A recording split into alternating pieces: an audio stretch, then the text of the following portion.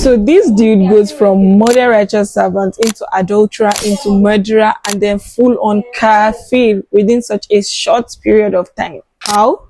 Thank you for asking and welcome back to another episode of Tales by Beans Before Bean. So we'll call dude Barsisa because that's his actual name. Now Barsisa was that guy, the one all our moms wanted us to be like. He prayed on time, he fasted, he spent all his time doing adhkar.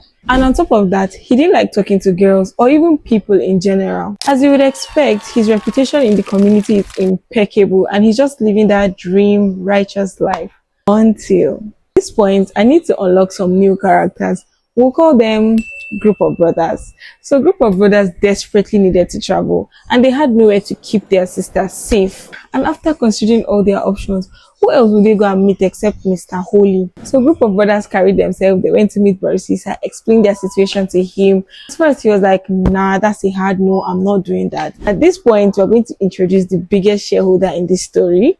Drum roll, Shaitan. Now Shaitan says to Barsisa, just do it, you know, it's charity, you get reward from it. And then Barsisa ended up agreeing. And that, friends, was the first red flag and the beginning of Barsisa's slipperiest slope. So Barsisa let her stay and he kept her in a separate apartment, no contact, he was just minding his business. And then after a while, Shaitan was like, guy, she no go chop. And then he started to bring her food and just drop it outside and leave. And then after a while, Shaitan is like, she's your guest, guys. She's just bored. Keep her company a little. Then he starts to talk to her, but of course with a boundary. Through the door, they just communicate time to time. And then after a while, they started to talk face to face. And then after a while, you already know where this is going. And Billah, they actually committed dinner. That is not the end of the story. Because guess what? She gets pregnant. Barsisa just panics. And of course, Shaitan whispers to him again, just delete her. Nobody would know. And Billah, Barsisa did. He does it and he buries the body. And he just moves on, thinking that everything is going to be cleared. Of course, group of brothers come back and they ask for her and he cooked up the story.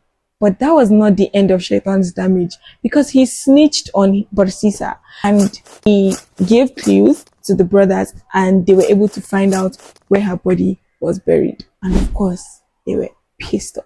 So now, Barsisa is just in a hot pepper soup level trouble and he's going to be executed, of course. But Shaitan was not even done with him because he came to him again, pretending to be an ally. And he was like, guy, don't worry, I'll save you from this dilemma. But you have to do something first. Bow to me. Unfortunately, Barsisa did. And then Shaitan just bounces. So Barsisa is left no help, no miracle. He dies a murderer, an adulterer, and a kafir. Comment temptation if you got to this point of the video. Now my major take home from this story is to cut off temptation at the first trial of Shaitan. Don't test him. Assalamu alaikum.